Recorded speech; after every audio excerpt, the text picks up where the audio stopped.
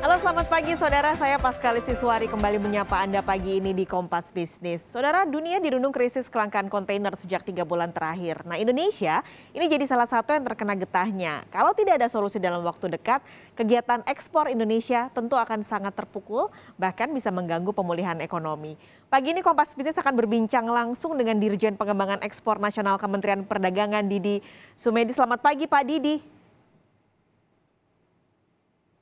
Selamat pagi, Mbak. Oke, Pak, kita mau update dulu nih. Minggu lalu Pak Lutfi bilang sudah ngelok 4 ribuan kontainer untuk makanan, lalu juga untuk furniture. Ini sudah datang ke Indonesia kah? Mbak, mohon maaf, suaranya nggak jelas ya, saya Oke, dengar. eh, sudah jelas Pak sekarang suara saya? Agak berisik. Oke, saya akan coba pelan-pelan. Jadi Pak, saya Oke, oke, mau bagus. mengupdate untuk yang minggu lalu Pak Lutfi katakan sudah mengunci 4 ribu kontainer dari beberapa negara untuk Indonesia. Update-nya seperti apa Pak? Sudah masukkah ke Indonesia? Oh ya, betul. Saya kira betul itu. Jadi Pak Menteri Perdagangan sudah mendapatkan solusi untuk beberapa beberapa produk lah, dan juga untuk negara tujuan ya. Besarannya memang antara 4.000 sampai 5.000 per minggu lah, mudah-mudahan ke depan bisa kita kunci. Ini adalah sebetulnya komitmen yang telah kita diskusikan antara Kementerian Perdagangan, Pak Menteri dalam hal ini, dengan Asosiasi Logistik dan Forwarder, dan juga beberapa MLO, main line operator kita. Mhm. Jadi memang sementara waktu belum bisa langsung melonjak penyediaannya, karena kita harus bicara terus-menerus dengan beberapa MLO lainnya supaya ini bisa kita tanggulangi lah. Tapi insya Allah kontainer-kontainer yang dibutuhkan dalam waktu dekat bisa kita bisa ada solusinya. Oke, ini kan kemarin juga Pak Menteri bilang kalau sebenarnya kita lagi dapat dampak positif nih Pak dari kelangkaan atau dari perang dagang Amerika Serikat dan Tiongkok, demand-nya jadi pindah ke Indonesia, tapi Ya. karena ada krisis kontainer jadi terhambat. Kemendak sudah menghitung Pak, sebenarnya dari krisis ini kerugiannya berapa besar? Eh, Betul, ini ada istilahnya durian runtuh ya. Eh, eh, ada pindahnya demand ke kita ini untuk beberapa produk seperti misalnya furniture atau mebel dan beberapa produk lain, eh, sehingga kita mendapatkan tambahan order, terutama dari Amerika misalnya, dan ini cukup besar.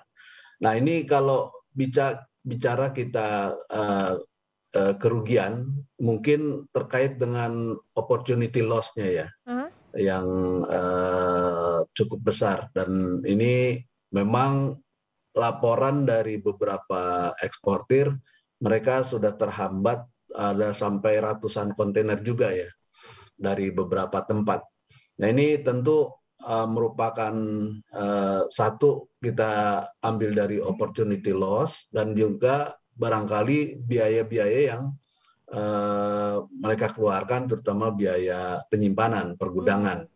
Kalau misalnya terkait barang-barang yang sedikit bukan sensitif, perishable gitu, berarti kan ini akan biaya listriknya yang akan meningkat, karena memerlukan river container ya, yang memerlukan pendingin. Nah, ini biaya yang harus ditanggung tentunya oleh para eksportir.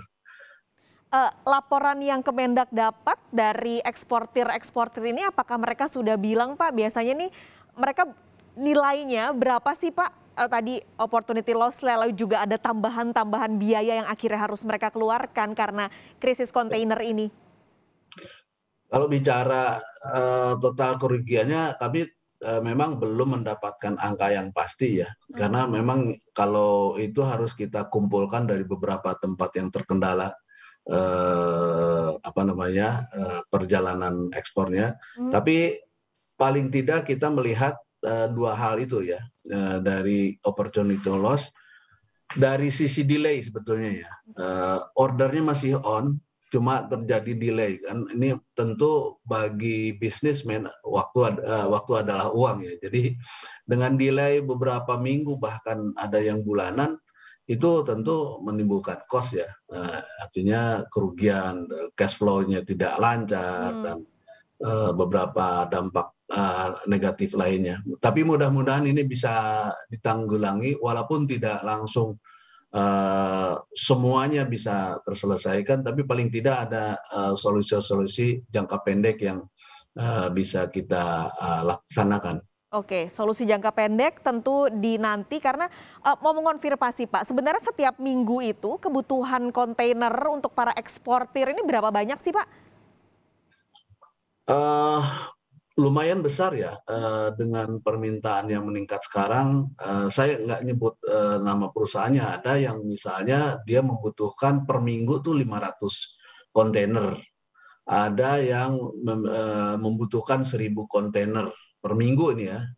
Ada yang lebih dari itu.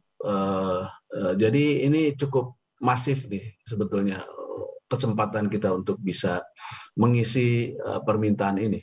Oke, nah dengan adanya krisis ini sebenarnya ada pengurangan berapa kontainer sih Pak sampai kita butuh tadi atau Kementerian Perdagangan akhirnya melok 4.000 kontainer gitu. Apakah sudah ada perhitungan Pak sebenarnya pengurangan kontainernya jumlahnya karena krisis ini ada berapa banyak?